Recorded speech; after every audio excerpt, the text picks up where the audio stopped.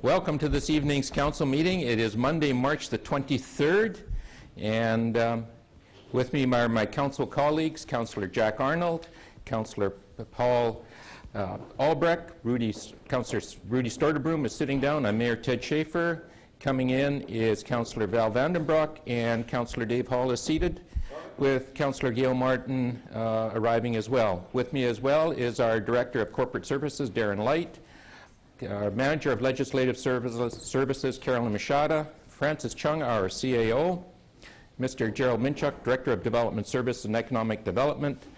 We have Kelly Gaudet, who is the Deputy Fire Chief, Kim Hilton, Director of Recreation, Culture and Services, and we have Kara. Oh, she's not Rick, that's right. So welcome. Kara Jafford.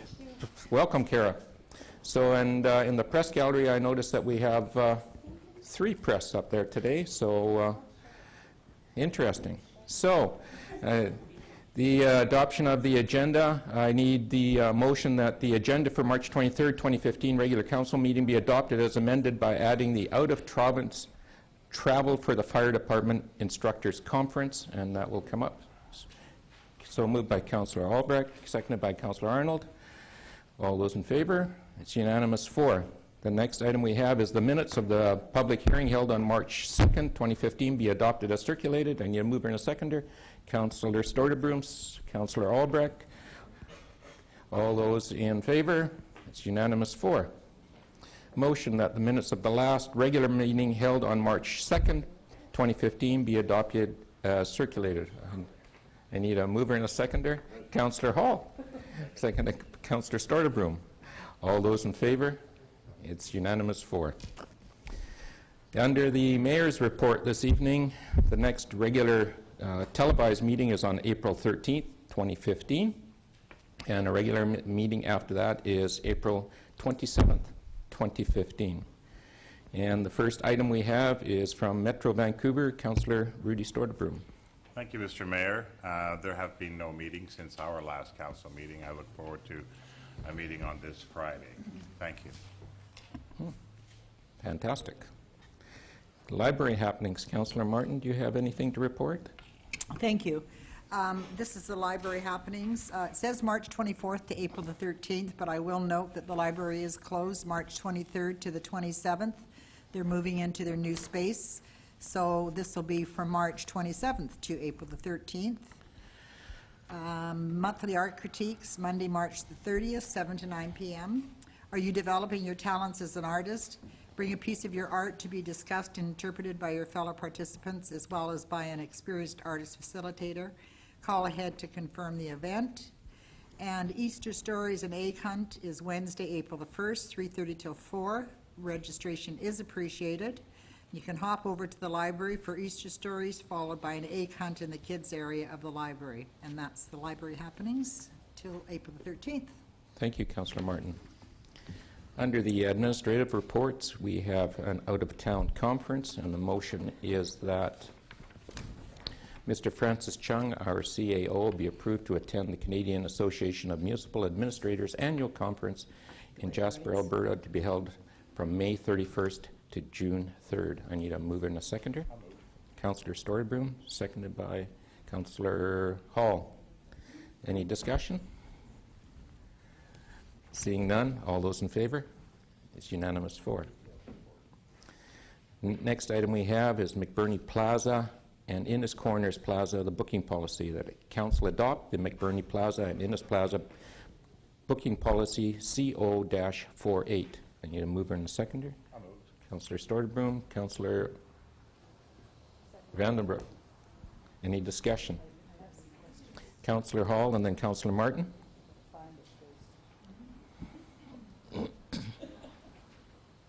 Councillor Hall. We talked about weddings there. How would that be reflected in that? Under your categories, you got various categories of people wishing to use the plaza. Would that be an independent group, or would that? Where does that fit? Councillor Hall, through your worship, private rentals would fall under the category allegation priority number 6, private groups. Great. Councillor Martin. So that was my question. So that includes wedding ceremonies then? To any, Thank you. any private function. Okay, thank you very much. Councillor Hall. So what's the cutoff for booking? So if somebody's got the thing booked as a private party, and all of a sudden some higher priorities, they're number 5 or 6 in the queue. If somebody else all of a sudden comes forward and says, no, we would like that particularly Saturday night, the wedding party doesn't get bumped, do they? So once you're in, you're in? That would be correct, Councillor Hall, through your worship. There is a booking deadlines, and we'll review the request at that time. They'll be allotted the time that they were requesting. If someone comes in subsequent to that time and the area is already booked, they are unfortunately can be put on a wait list if there's a cancellation. So how But they far? wouldn't be bumped. Sorry. How far in advance then would one have to do that? So I'm not getting married again, but let's imagine somebody is, okay, and boy, they want to ensure that they've got that particular facility. Are they safe a year in advance? And if they're not, do they do it before that? It's almost like for a while there we were having people book into schools to get their kid registered for a particular program, and they were doing it 6 months before birth or something to get them in at 5 years of age. So if I'm thinking that I'm getting remarried in 20 years or something, how early am I booking this thing? Councillor Hall, through your worship, and certainly I was one of those parents who had my child registered before they were born. However, our application deadlines for events that are happening January 1st through the March 31st, the deadline for booking is October 31st. Events happening April 1st through August 31st, the deadline is January 31st.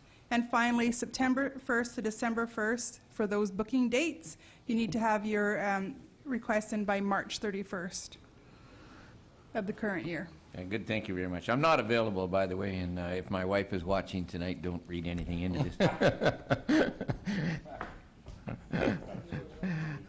thought you were going to take her to the Elvis Chapel. Any further discussion? Seeing none, all those in favor? Against? It's unanimous 4. The next item we have is the Linwood Park Community Garden Site. And this report, I need a mover and a seconder to put this on the table. Councillor Martin, Councillor Stortebroom, any discussion? Councillor Hall. I'm just curious that we put this out to 3 groups, but in the report, the other 2 groups that didn't apply back aren't even named. And the suggestion was that we were going to try to encourage others to do it. So I don't know whether one reveals who the non-responders are. It's not like they bid and they lost. But anyway, I'm just curious to know the nature of who we asked. You don't actually have to name the organization. You could, in a general way, suggest what they were. And then secondly, because I don't want to go too long because this is going to be a record short meeting, I'm wondering about this $1,500 override here that the group that was successful says that they're going to operate in the red and they're going to try to raise the additional $1,500 to get to the black. And I guess some notion would be that they might come to the city and ask for that money. But I thought the whole intent of this process was once we got this set up, that whatever group operated, they were going to balance their books on their own. I'm not sure that we should feel obligated to continue to subsidize. We've provided the idea and the seed and the structure. So what direction has been given to the potentially successful proponent here that it's their obligation to find that extra $1,500 to finance it on an annual basis? To staff, have you had any further discussion with the organization or the group? Yes, through the mayor, I could answer Councillor Hall's questions. So the garden groups that we asked to give proposals were garden groups that were doing similar operations in Surrey and the township. There aren't any other operations in the city. So but we wanted someone who is familiar with municipal community gardens. And the two Surrey organizations that we asked did not submit proposals, and the one township of Langley, which you're familiar with, LEPS also does work in the city, did submit a proposal. And I didn't want to go farther afield than that, really. I wanted to keep it kind of local. The $1,500 a year, in my discussion with LEPS, they apply for many grants through different organizations, not just the city, but also, for instance, Tree Canada. There's some through RBC. They've been successful at getting grants from other organizations at other community garden sites, and they also do fundraising through their volunteers. So it is part of their operating plan, I suppose you would say. So there was not an indication that in future years they would necessarily be coming to the city and asking for that money. But the idea was to keep the cost accessible, but for it to be self-supporting. Thank you. Any further discussion at all? Councillor Martin? Well, I think just on that note, you know, they're saying that the city's support is essential in order to see the garden successfully coordinated until the creation of community garden association. So, I mean, I agree that I don't think that they should even apply to have any kind of subsidy. If they're going to do it, then they should do it. And if they can't cover their costs, then maybe they have to give it a second thought. Mm-hmm. So I don't know whether that could be put in some kind. I'm sure you're going to have some kind of an operating agreement with them. Mm-hmm. Maybe that could be put in there, that they're responsible for all costs, and the city just is not going to bear any additional funds that may be needed. That is something that, sorry, Mr. Mayor, that is something that we could put in the agreement, that they not apply to the city for those grants, that they do the fundraising outside of you know, this organization if we wanted to. Is that acceptable, Councillor Martin? Yeah, as long as they know it's specifically for this, yeah. Thank you. No, I'm looking forward to seeing the gardens in place, so it's going to be very interesting. Councillor Albrecht. Yes, I was just wondering, is there a timeline for this arrangement, this contract? Is it 1 year, 2 years? Is it a trial period? How does that working? Thank you. Through the mayor, so far we haven't put a length of time on the contract. The goal of LEPS is that they establish a group of volunteers that would then eventually take over the operation of it, so that it would be really a volunteer effort and get away from their staff involvement. Great. Councillor Vanderbroek.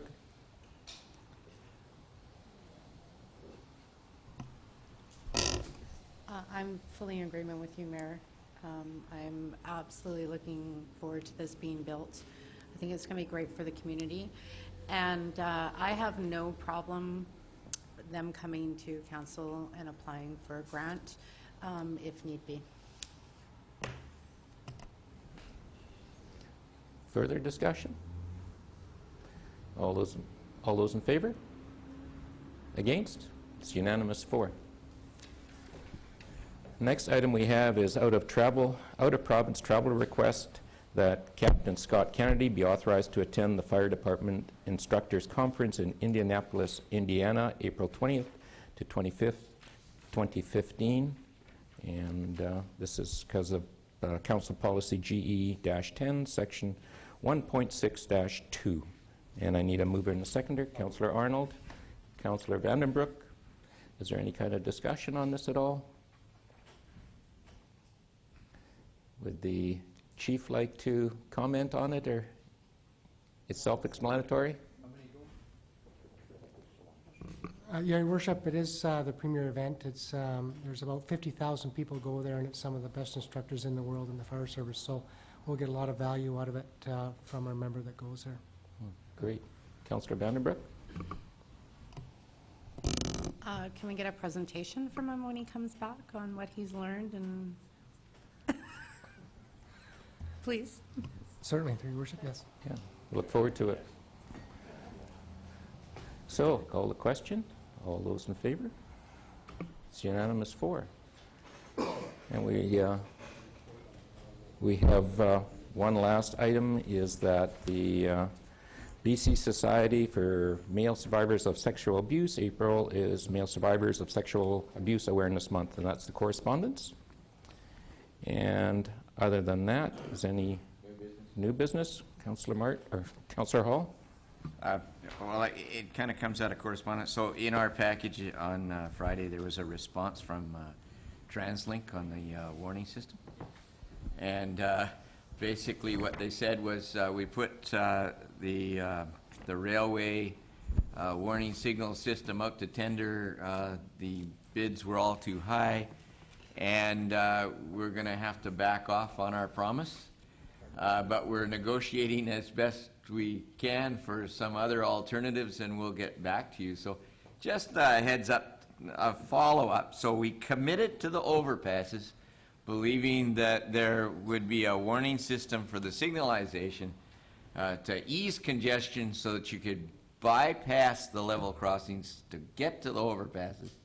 And now the powers that be that have built those and taken our money have responded that we'll get back to you sometime. So I hope that we just keep on top of this and we see the new plan as soon as it's out and we get a chance to review it and discuss whether it's adequate or inadequate based on the promises that were given to it. Thank you. Councillor Stouterbroom?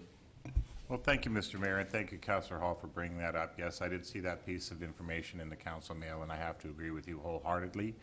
I know that it came from Port Metro Vancouver, and most recently, representative from Port Metro Vancouver appeared at the Chamber of Commerce dinner, and he promised us we would have that system before the end of the year. It is inappropriate for any kind of correspondence to come back from Port Metro Vancouver, this time suggesting the possibility might be that we don't get it at all. So we'll have to insist on that. Thank you for bringing that up. Anything further to add? It was a ramming meeting today. We need a motion to adjourn. Councillor Martin, Councillor Stouterbroom, all those in favor? Good night. Good night and goodbye.